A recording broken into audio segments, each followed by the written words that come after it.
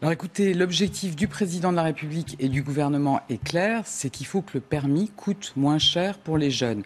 Grâce à la loi alimentation, font qu'aujourd'hui les prix sont relevés au niveau des agriculteurs, notamment dans le lait.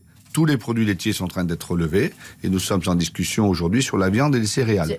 Ce manifestant, vêtu de noir, comme on le voit sur des vidéos sur les réseaux sociaux, on n'a pas le sentiment au visionnage des vidéos qu'il fait un geste pour écarter une grenade. On voit très clairement que la grenade arrive, s'immobilise et qu'il la prend pour la projeter sur les forces de l'ordre, la confondant sans doute avec une grenade lacrymogène. Les forces de l'ordre utilisent une violence légitime lorsqu'elles sont agressées ou lorsqu'elles veulent protéger des institutions. Et il faut le rappeler à cet avocat. Et heureusement que les forces de l'ordre étaient là, sinon l'Assemblée nationale aurait été envahie, ce qui est gravissime. Les classes moyennes dans notre pays, elles ont trop payé. Elles ont trop supporté la pression fiscale pour l'ensemble du pays. Et donc tout ce qui pourra remettre en cause le pouvoir d'achat des classes moyennes, je crois qu'il faut dire ça, on n'y touche pas. Écoutez, cette polémique, je la découvre par les témoignages. Les témoignages, ils sont d'une violence absolue. Cette ligue du LOL, c'est l'histoire de losers, de mecs entre eux qui ont cru qu'ils étaient les rois de l'Internet et qui, dans un groupe privé, se sont dit qu'ils pouvaient peut-être insulter et se moquer du reste de l'Internet, notamment les femmes, notamment les homosexuels. La réhabilitation, la rénovation des logements, c'est une priorité parmi les priorités.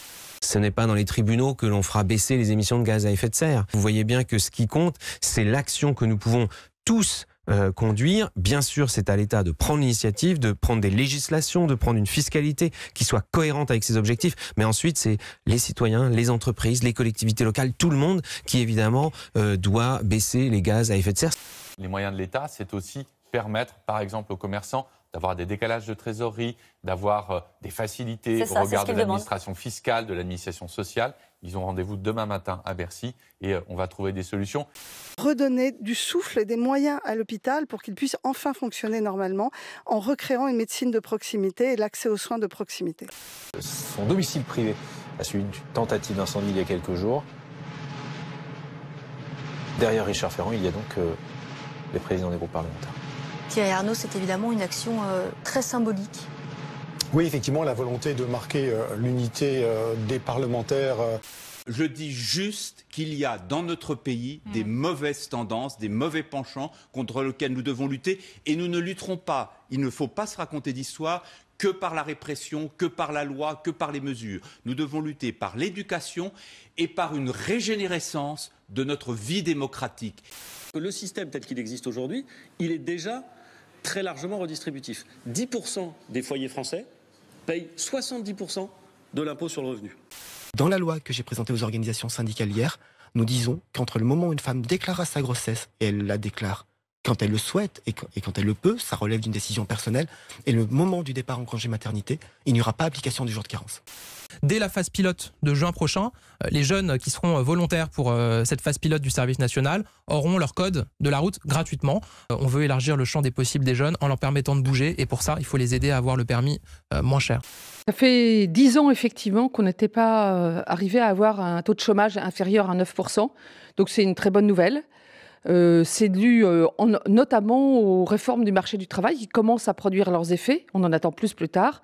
Par exemple, on voit que les employeurs, notamment les petites entreprises, n'ont plus peur d'embaucher, et ça, c'est l'effet des ordonnances. On voit qu'il y a plus de demandeurs d'emploi dans des formations de qualité. Ça, c'est le plan d'investissement dans les compétences. Et on voit qu'il y a plus de jeunes en apprentissage. C'est plus 7% en apprentissage en 2018. Et ça, c'est la réforme de l'apprentissage.